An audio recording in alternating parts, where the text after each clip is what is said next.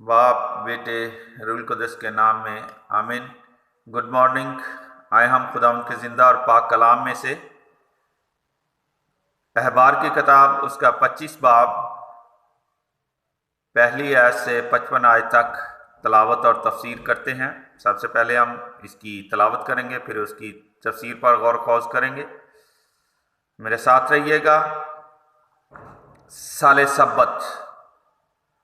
और खुदावंद ने मूसा से कोहे सीना में कलाम करके फरमाया, बनी इसराइल से खिताब कर और उनसे कह कि जब तुम उस मुल्क में जो मैं तुम्हें दूंगा दाखिल हो तो खुदावंद के सब्बत के लिए ज़मीन भी आराम करे।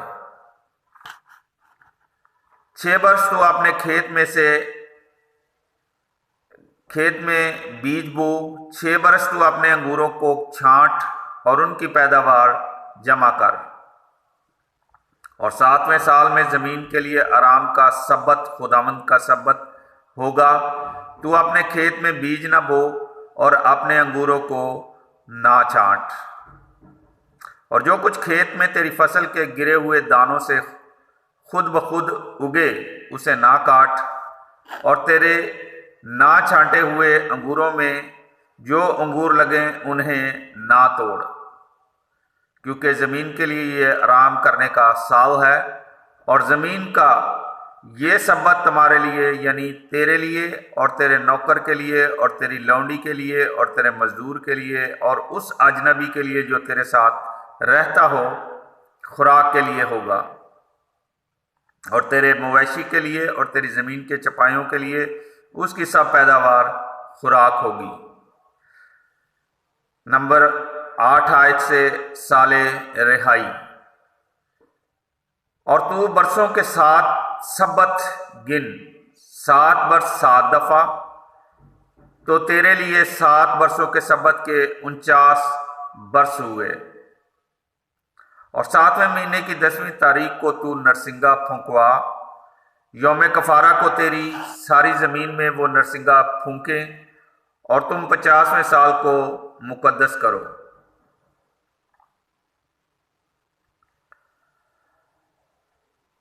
और ज़मीन के सारे बाशिंदों के दरमियान ऐलान रिहाई करो। यह तुम्हारे लिए जुबली होगा। यह तुम्हारे लिए जुबली होगी। हर एक आदमी अपनी मलकियत को जाए और हर एक अपने ख़ानदान में वापस हो। 50वें वर्ष तुम्हारे लिए जुबली का होगा। तुम इसमें कुछ ना बो और जो खेतों में उगे उसे ना काटो और अपने अंगूरों के जो छांटे नहीं गए फल ना तोड़ो, क्योंकि तुम्हारे लिए ये मुकद्दस जुबली होगी। मैदान की पैदावार तुम खाओ। उस जुबली के वर्ष में तुम हर एक अपनी मलकियत पर वापस जाओगे। जब तुम अपने हमसाया के पास कुछ बेचे या उसके से कुछ खरीदे तो तुम में कोई अपने भाई के साथ दगाबाजी ना करे। जुबली के वर्ष के बाद वर्षों के शुमार के मुवाफिक तू अपने हमसाया से खरीदना और वो पैदावार के वर्षों के शुमार के मुताबिक तुम्हारे पास बेचे। वर्षों की कसरत के मुवाफिक तू उसके लिए कीमत बढ़ाना और उनकी कमी के मुवाफिक घटाना, क्योंकि वो तुझे शुमार के मुवाफिक पैदावार बेचता है। बस तुम अपने हमसाया से दगाबाजी ना करो, बल्कि तू अपने खुदा से डरना, क्योंकि मैं खुदावंद तुम्हारा खुदा हूँ। बस मेरे कवानीन और क़ज़ाओं पर अमल करो तो तुम ज़मीन पर अमन से रहोगे और ज़मीन तुम्हें अपना फल देगी। और तुम पेट भर के खाओगे और उसमें अमन से रहोगे।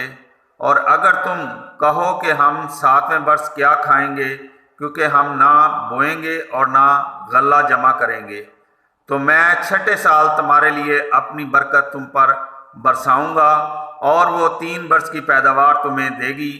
तो तुम 8वें वर्ष बोओगे اور 9वें बरस तक पुराना गल्ला खाओगे जब तक कि उसका गल्ला ना निकले। तुम पुराना गल्ला खाओगे और ज़मीन हमेशा के लिए ना बेची जाएगी, क्योंकि ज़मीन मेरी है और तुम फ़क्त मुसाफिर और मेरे नज़दीक किसान हो।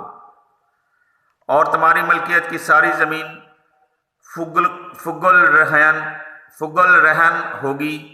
अगर तेरा भाई मोहताज हो जाए और अपनी मलकियत से कुछ बेचे और उसका वली छुड़ाने आए, तो वो अपने भाई की बेची हुई को छुड़ा ले।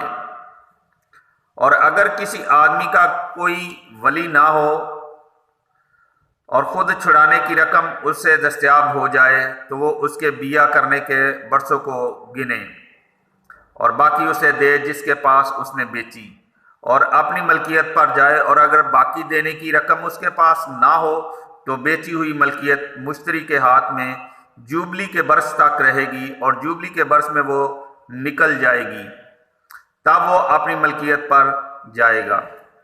अगर कोई मर्द अपने रहने के घर को जो फसीलदार शहर में है बेचे, तो वो बेचने के वक्त से 1 साल के अंदर उसे छुड़ा सकता है।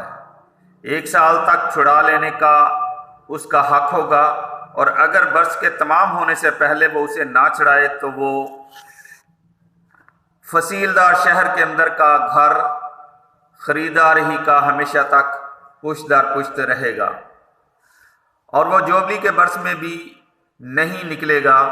और गांव के घर जिनके गिर्द दीवार नहीं, वो ज़मीन के खेतों की तरह शुमार होंगे, उनके फ़काक है और वो जुबली में निकल जाएंगे। लेकिन लावियों के शहरों की बाबत और उनकी मलकियती घरों के मुतल्लिक़ जब चाहे लावी छुड़ा सकता है। और अगर कोई दूसरा लावी उसे ना खरीदे, तो जुबली के साल में ख़रीदार अपनी मलकियत के शहर या घर से निकल जाएगा, क्योंकि बनी इसराइल के दरमियान उनके घर और उनके शहर उन्हीं की मलकियत हैं, और उनके आसपास के खेत बेचे न जाएं, क्योंकि वो उनकी अब्दी मलकियत हैं। अगर तेरा भाई गरीब और तही दस्त हो जाए, तब तू उसे संभाल, वो तेरे साथ अजनबी और मुसाफिर की तरह रहे। तू उससे सूद और नफ़ा ना ले, बल्कि अपने खुदा से डर, ताकि तेरा भाई तेरे साथ रहे। तू अपना रुपया उसे सूद पर ना दे और ना नफ़ा के लिए उसे खाना खिला। मैं खुदावंद तुम्हारा खुदा हूँ, जो तुम्हें मुल्क मिस्र से निकाल लाया, ताकि कनान की सरजमीन तुम्हें दूँ और तुम्हारा खुदा हूँ। अगर तेरा भाई जो तेरे साथ है तंग हाल हो जाए और वो अपने आप को तेरे पास बेच दे, तो तू उससे गुलाम की तरह खिदमत ना ले, बल्कि वो मजदूर और किसान की तरह तेरे साथ रहेगा। जुबली के बरस तक वो तेरी खिदमत करेगा, तब वो तेरे पास से चला जाएगा, वो और उसके लड़के, और वो अपने घराने की तरफ वापस जाएंगे और अपने बाप दादा की मलकियत की तरफ लौटेगा, इसलिए कि वो मेरे बंदे हैं जिन्हें मैं मुल्क मिस्र से बाहर निकाल लाया। वो गुलामों की तरह बेचे न जाएं। तू उस पर सख्ती से हुक्म न कर, बल्कि अपने खुदा से डर। तेरा गुलाम और तेरी लौंडी उन कौमों से हों जो तुम्हारे आसपास हैं। तुम उनमें से गुलाम और लौंडियाँ मूल लो, और उन परदेशियों के लड़कों से भी जो तेरे साथ रहते हैं, और उन घरानों से जो तुम्हारे मुल्क में पैदा हुए हैं मूल लो।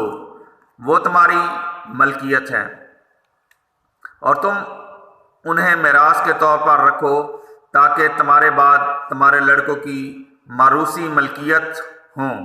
वो हमेशा तक तुम्हारी खिदमत करेंगे, मगर अपने भाइयों बनी इसराइल में से किसी पर सख्ती से हुक्म ना करो। और अगर कोई परदेसी या मुसाफिर जो तेरे साथ है दौलतमंद हो जाए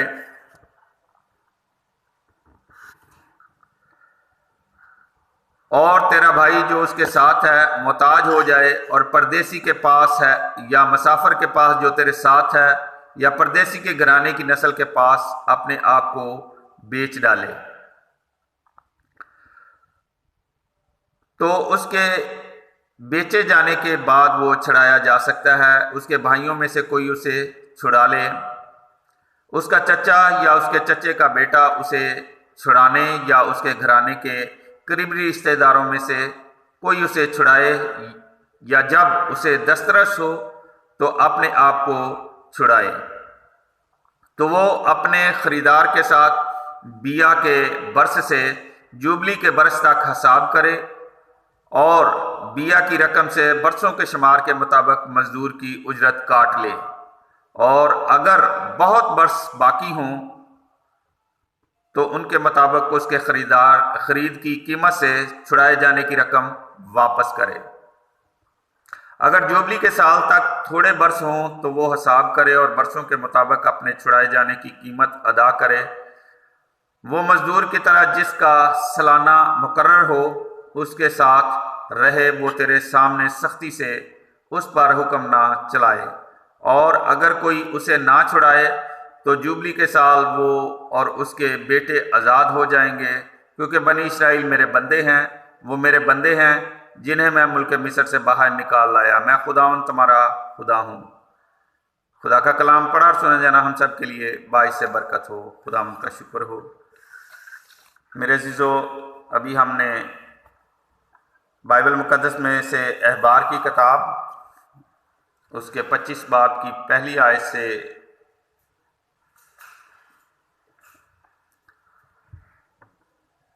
55 آیت تک تلاوت سنی ہے۔ آئیں ہم خدا کے اس کلام کی تفسیر پر غور و خوض کرتے ہیں۔ 24 باب میں ہم نے 8ویں نمبر پر اضافی قوانین کی سٹڈی کی تھی، اور آج ہم 9ویں نمبر پر مقدس سال اس کی سٹڈی کر رہے ہیں۔ اس میں ہم نے 25 باب سے پہلی آیت سے 55 آیات کی تلاوت کی ہے۔ ہفتہ وارانہ سبت کے ذریعے فراہم ہونے والے انسانوں اور جانوروں کے آرام کے ساتھ ساتھ زمین کو بیان کردہ وقفوں کے مطابق آرام کے 1 سال کی ضروریت ہوتی۔ قدیم مشرقی روایت کے مطابق مستقبل میں زمین کی زرخیزی یقینی بنانے کے لیے اسے بے کاشت چھوڑ دیا جاتا تھا۔ اسرائیل کے ہاں اس دستور نے اضافی معنی اپنا لیے اور زمین پر فقط واحد خداوند کی ملکیت کے حوالہ سے توجہ مرکوز کی گئی۔ یہ وہ خیال ہے جو سبت کے سال اور جوبلی کے سال کا مرکز ہے۔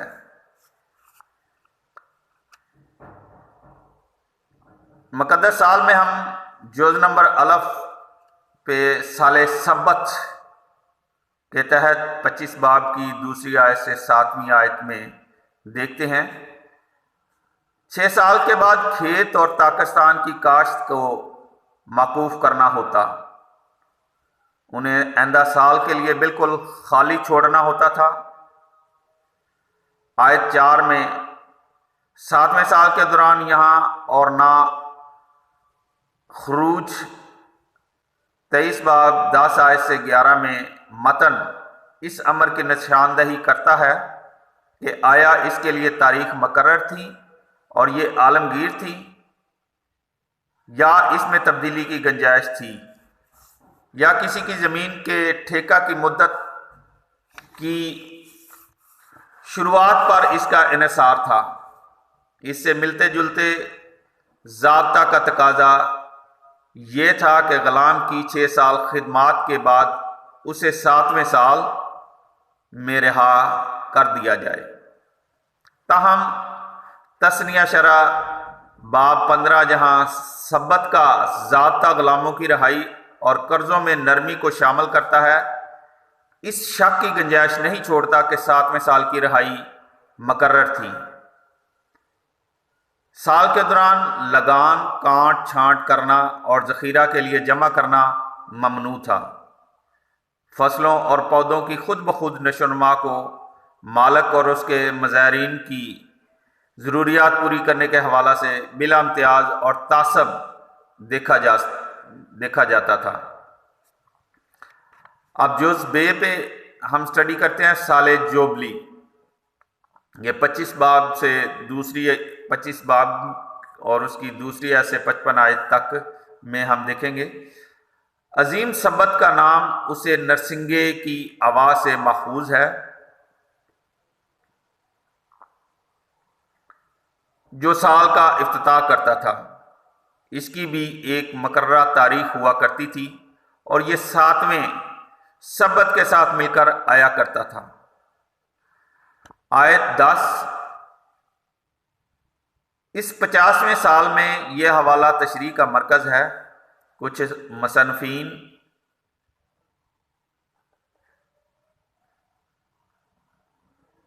इसमें 49वें साल का वसी तर हवाला देखते हैं, दीगर इसे 50वां साल या साल सबत के बाद का साल करार देते हैं। इस तरह एक 2 साला खला मतन में अबहाम की वजह से कदीम दौर में इसकी मुख्तलिफ तफसीरें हुई। मौसम बहार में नए साल वाला कैलेंडर यौम कफारा को वस्म साल में देखता है। गिनती का सादा और काबिल कबूल तरीक़ाकार इस्तेमाल करते हुए पहले और आखिरी निसफ साल अलहदा तौर पर शुमार किए जा सकते हैं और यूं 50 साल बनेंगे। 7वें सबत बजाते खुद जुबली होता था और यह रिहाई का खुसूसी साल था। साल को यौम कफारा शुरू होना होता था। यह आज़ादी का वक्त होता जिसमें हस्ब मामूल सबत के मनाने के साथ साथ जायदाद असली मालिक को वापस की जाती थी। आयात 13 से 17 के खुसूसी नकात और शराइत साल जुबली की मुकर्ररा तारीख की तरफ इशारा करती हैं। चूँकि जायदाद हर लेन देन में सबसे बड़ी दिलचस्पी ये होती थी कि फसल बोने वाले को इन सालों के दौरान कितना मुनाफा होता है, इसलिए अगली जुबली को मुकम्मल होने में जितने साल रहते थे उनसे कीमत फरोख्त मुतय्यन की जाती थी।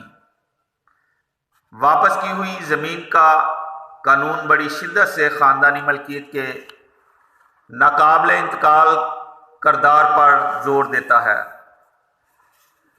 सबत के सालों के दौरान बका के मसला से निपटने के लिए आयात 18 से 22 में यकीन दहानी का नुक्ता दर्ज किया गया है।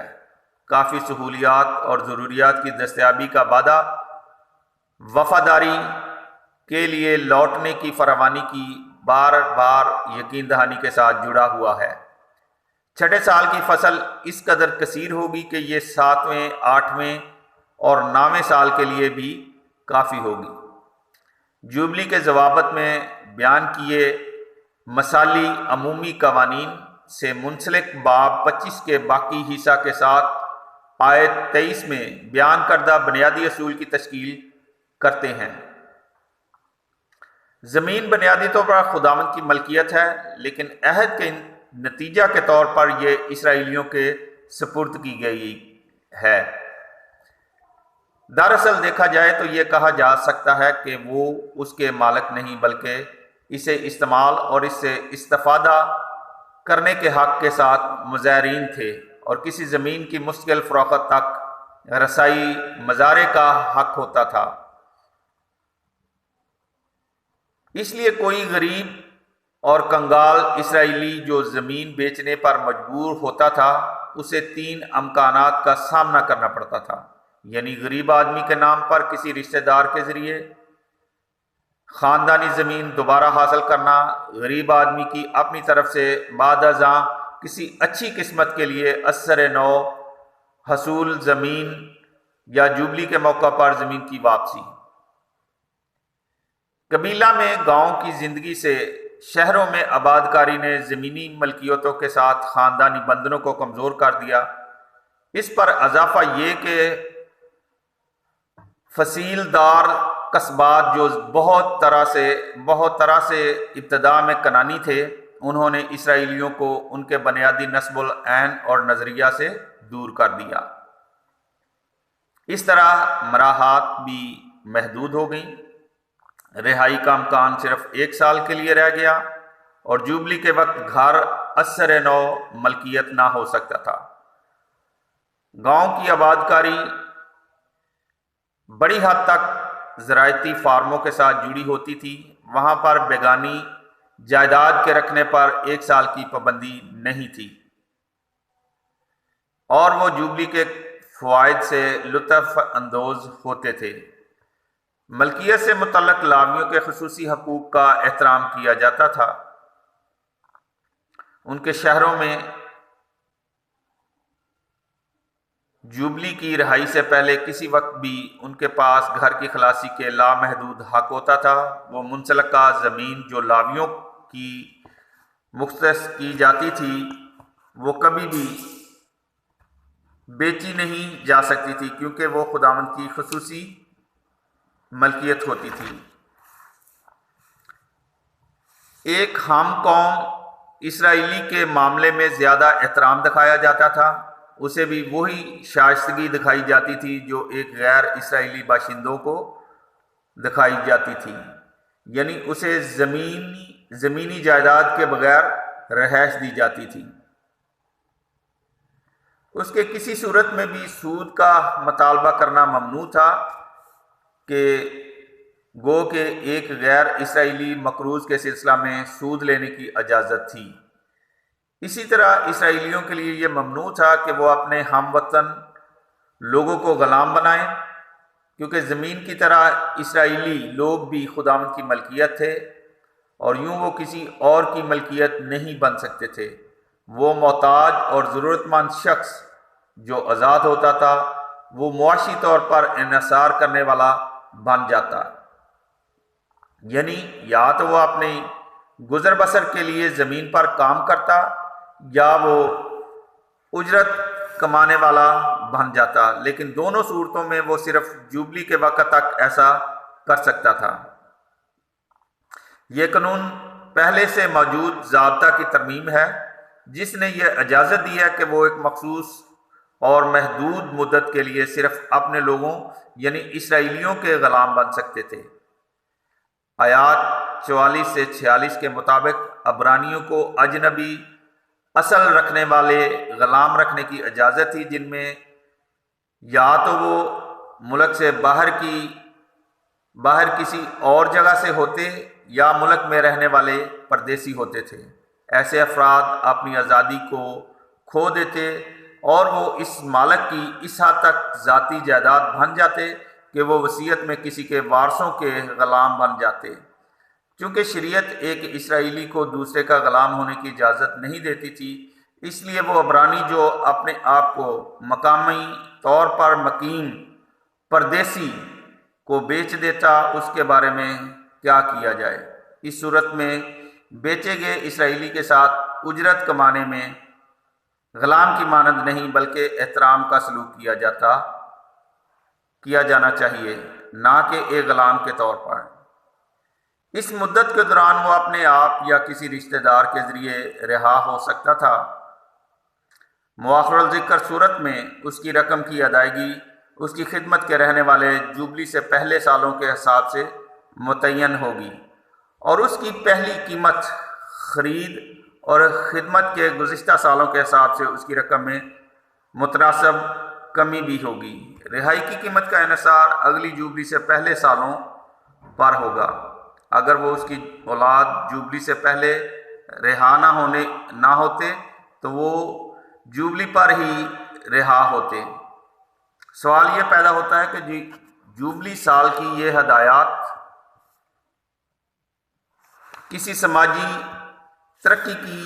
ترقی یافتہ ریاست میں عملی طور پر کیسے عمل میں آئی ہوں گی؟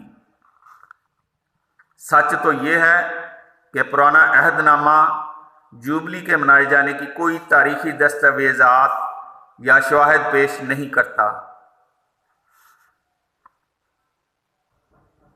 حزقیل 46 باب 17 آیت میں اس کا حوالہ مستقبل کا مثالی سیاق و سباق ہے جو بذات خود جوبلی کی کلید ہے۔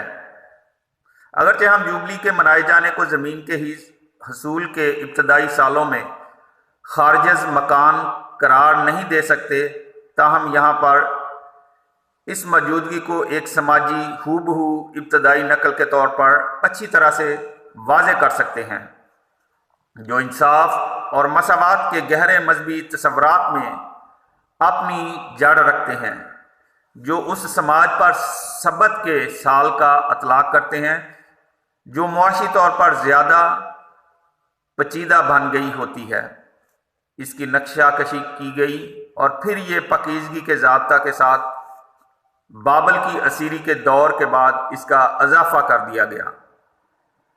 گو اسے لغوی طور پر حقیقت نام بنایا گیا، تاہم پھر بھی اس سے برآمد ہونے والے شخصی حقوق اور انسانی عظمت کے سراہے جانے کی روح پر پرانے عہد نامہ کی زیادہ تر تعلیمات کا نچوڑ پیش کرتا ہے۔ سو میرے عزیزو، آج ہم نے خدا کے کلام میں سے احبار کی کتاب اس کے 25 باب کی تلاوت اور تفسیر کی ہے۔ نیکسٹ اسٹڈی میں ہم 26 باب کی تلاوت اور تفسیر پر غور و خوض کریں گے۔ تب تک کے لیے اپنے خادم ریورنڈ ڈاکٹر اسٹیفن صدیق آرتھوڈاکس چرچ و کلیسیا رحیمیہ کو اجازت دیں۔ نیکسٹ اسٹڈی کے ساتھ دوبارہ ملیں گے۔ خداوند ہم سب کے ساتھ عبدالآباد رہے، آمین۔ خدا باپ، بیٹے، روح القدس کے نام میں آمین۔